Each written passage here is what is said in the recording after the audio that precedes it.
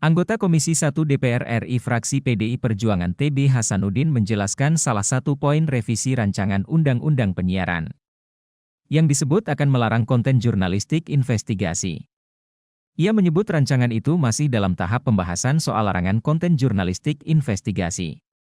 TB mengaku tidak setuju dengan pembahasan itu, namun menurutnya ada masukan untuk materi berita yang beririsan dengan proses penyidikan hukum. Perlu adanya penyeimbang dan dikontrol Komisi Penyiaran Indonesia, meskipun di sisi lain suara menolak datang terutama dari para insan pers. Karena sejumlah poin revisi aturan itu dinilai bertentangan dengan Undang-Undang Pers, DPR menyebut seluruh aspirasi masih ditampung dan akan dibahas di Balik DPR. Masalah investigasi jurnalistik itu masih kita diskusikan, ya.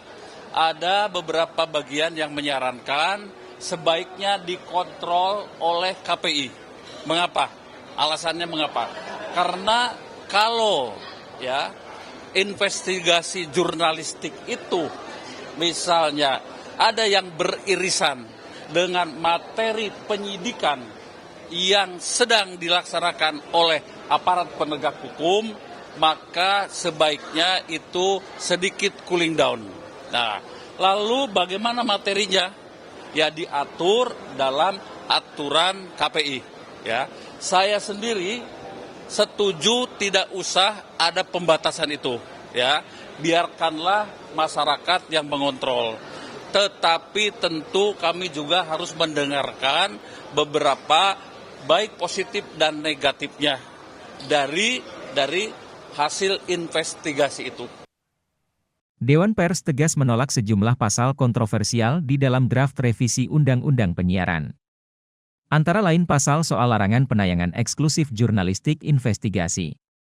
Juga penyelesaian sengketa terkait kegiatan jurnalistik penyiaran dilakukan oleh KPI. Dewan Pers menggarisbawahi perlu ada harmonisasi agar penyusunan revisi Undang-Undang Penyiaran tidak tumpang tindih dengan undang-undang lain, dalam hal ini undang-undang. Penyiaran media investigatif itu adalah satu modalitas kuat dalam karya jurnalistik profesional. Nah, yang kedua adalah soal penyelesaian sengketa jurnalistik. Di dalam RUU ini dituangkan penyelesaian itu justru akan dilakukan oleh lembaga yang sebetulnya tidak punya mandat penyelesaian etik terhadap karya jurnalistik. Mandat penyelesaian karya jurnalistik itu ada di Dewan Pers dan itu dituangkan dalam undang-undang. Oleh karena itu penolakan ini didasarkan juga bahwa ketika menyusun peraturan perundang-undangan perlu dilakukan proses harmonisasi agar antara satu undang-undang dengan yang lain tidak tumpang tindih.